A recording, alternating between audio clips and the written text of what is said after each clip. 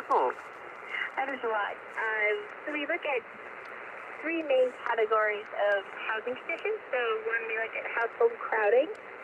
Another area we look at is the interior environment, which includes cold, damp, and moldy homes. And we also look at injuries that are related to slips, trips, and falls in the home. And so, for example, we know that asthma and pneumonia are related to damp and moldy homes, and so we calculate what the attributable fraction of those illnesses in New Zealand we think is due to these poor housing conditions. Let's start with the overcrowding. What would a figure for overcrowding be, for example, in a three-bedroom home? Where does it become overcrowded? So typically, it's kind of a complicated calculation for overcrowding. Basically, it's a one-bedroom deficit, so and there's a little bit of complexity in how they calculate that, but we use the Stats New Zealand calculation for it. A one-bedroom deficit, so you've got 3 bedrooms and 4 people? Or let's say there's a couple and 3 children, but there's only 3 bedrooms. Well, sometimes it depends on the ages and the gender of the children, so but generally, yes, if you have 2 bedrooms and let's say you have 10 people living there, we would consider that crowded housing. There's also been quite a bit of work that's looked at different measures of crowding just based on the number of people in the home compared to the number of bedrooms and the number of people in the home compared to the square meters. And they find that there's similar results for all of them. Well, the hospitalisation costs, some of those figures are staggering in terms of homes that are damp or mouldy cost more than 35,000 nights in hospital with an associated cost of around $35 million. Yes, I agree that it's quite a shocking number. I was, in fact, surprised at the magnitude of it.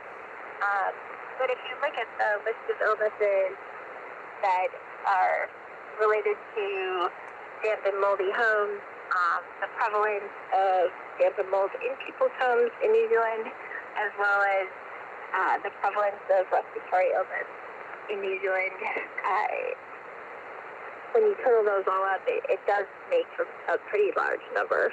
Is it just respiratory illness? Can you give us a list of some of those illnesses? So asthma is one of those. Pneumonia and lower respiratory tract infection is another one. Bronchitis, another one.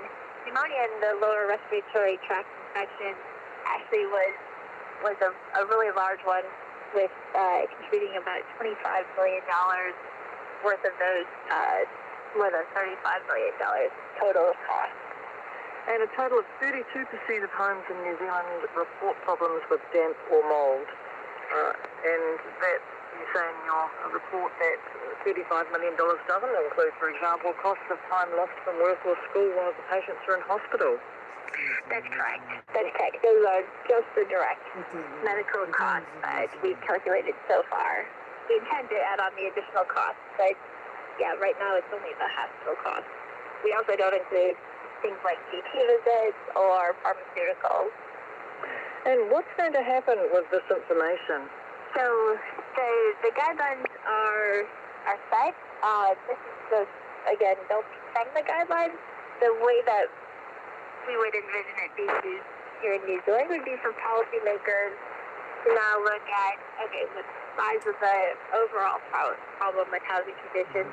How does this rank amongst other problems that we have to address here in New Zealand? And then if we take action, what are the costs versus the benefits? So, we're trying to add to the policymakers' toolkit so that they can make a decision about things that need to be done. And of course, on the weekend, the new standards for rental homes were announced, which will go quite a long way, you'd think, towards addressing these problems. Yes, I think the news islands are a really good start on heading off some of these issues down the road. It's definitely the cold, damp, and moldy issues are costly to not fix. So I think it's good that we start fixing these things so that people aren't spending 36,000 nights in the hospital. Well, thank you very much, Dr. Riggs, for your time tonight. Well, thank you for having me. It was a pleasure.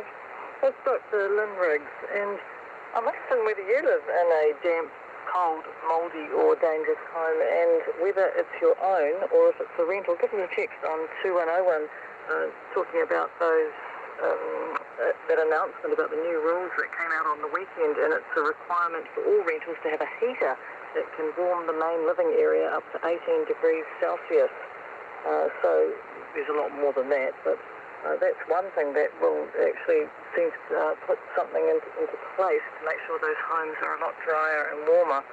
It's now 26 minutes after 10 and more than 100 kilograms of methamphetamine and 2 handguns have been discovered inside some golf cart batteries in one of the country's biggest drug busts. Customs officials found the drugs and firearms after inspecting a shipping container from the United States last month. Katie Scotcher reports.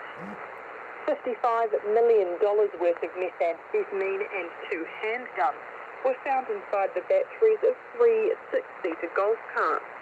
Investigations Manager Bruce Berry says the concealment, which is one of the largest to be discovered in New Zealand, was highly sophisticated. The batteries are a completely sealed unit. When they were cut open, they had acrylic boxes, as you see in the blue there in the middle, which contained plastic bags of methamphetamine.